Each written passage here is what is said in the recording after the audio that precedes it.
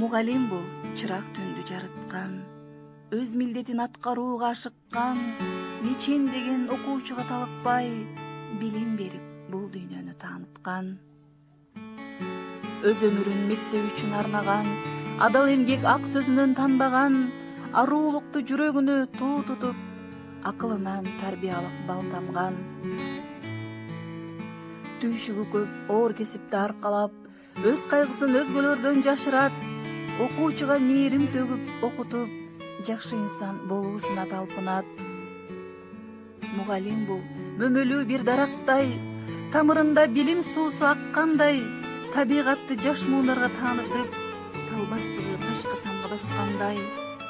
Турмушуна, кесибине үлгүргөн, жалкоолукту четки кагып түңөлгөн, түйшүк тартып турса дагы жашоодо, чүнчүбөстөн жылмай гана үйрөнгөн. Мугалимдик бийик кесип чынында, билим жатат анын түпкү сырында, ак эмгегин даңазалап жазышкан канчалаган калемгерлер ырында. Баалайлычы мугалимдин кадырын, бертебесин зоболосун сабырын, мүрөк суудай тунуп туптуура оолойм, мугалимдер аман болсун. Агайлар, агайлар, акылга нур чачтыңар, адам болсун деп жүрүп, агарганго чачыңар.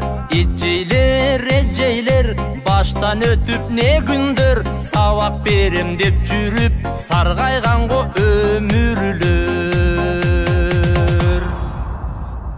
Эсеп билип, эл билип, эрке балдар жетилип, кетеринде ыйлайсың, жетин албай чечилип.